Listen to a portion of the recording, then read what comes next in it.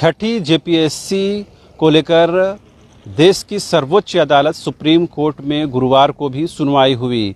सभी पक्षों को सुनने के बाद सुप्रीम कोर्ट ने फैसला सुरक्षित रख लिया है, लेकिन आज जो दलीलें पेश की गई हैं वो कई मायने में अहम है। दरअसल सरकार ये पहले ही कोर्ट को बता चुकी है कि मेरिट लिस्ट से जो 60 की संख्या में परीक्षार्थी बाहर हुए हैं उनको एडजस्ट करना नामुमकिन है, उनके लिए मुश्किल है। लिहाजा इसे लेकर के जो मेरिट लिस्ट बाहर जो परीक्षार्थी हैं वो कोर्ट का दरवाज़ा खटखटा रहे हैं। इस छठी जेपीएससी को लेकर केवल एक पक्षकार नहीं है, बल्कि सरकार के साथ ही अन्य पक्षकार हैं, अन्य प्रतिवादी भी हैं।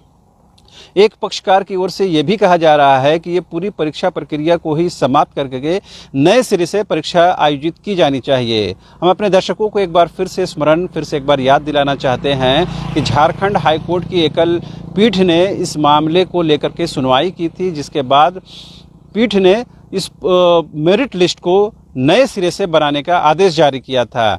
इसके खिलाफ जब डबल बेंच में जब मामला गया तो वहाँ भी एकल पीठ यानी सिंगल बेंच की बात को सही ठहराया गया, जजमेंट को सही ठहराया गया और नए सिरे से मेरिट लिस्ट बनाया गया।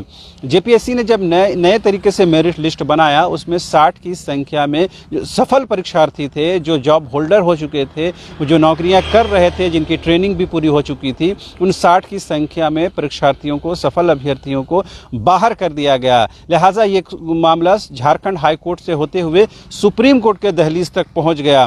वहां भी तमाम पक्षकार पहुंचे और तमाम पक्षकारों को सुनने के बाद सुप्रीम कोर्ट ने अपना फैसला सुरक्षित रख लिया है। लिहाजा आज के बाद कभी भी फैसला आ सकता है।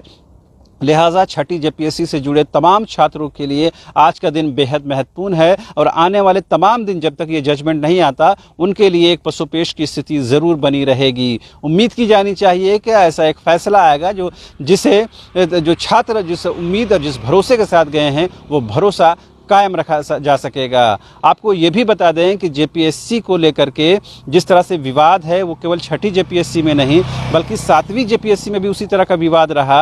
वो भी मामला झारखंड हाईकोर्ट की दहलीज तक भी है, वहाँ भी सुनवाई हुई है, लेकिन अल्टीमेटली सरकार ने या यूँ कहें कि जेपीएससी ने, आयोग ने आखिरकार जो परीक्षा लेकर के वो प्रक्रिया को समाप्त कर दिया और नियुक्ति का पत्र का वितरण भी कर दिया। अब जो सफल अभ्यर्थी हैं, परीक्षार्थी हैं, वो ट्रेनिंग भी कर रहे होंगे। इसी तरह की स्थिति छठी जेपीएससी में भी बनी थी, लेकिन यह मामला कोर्ट से झारखंड हाई कोर्ट होते हुए दिल्ली तक पहुंच गया। सुप्रीम कोर्ट में आज सुनवाई हुई, जहां से तमाम पक्षकारों को सुनने के बाद मामला फिलहाल सुरक्षित रख लिया गया है, फैसला सुरक्षित रख लिया गया है।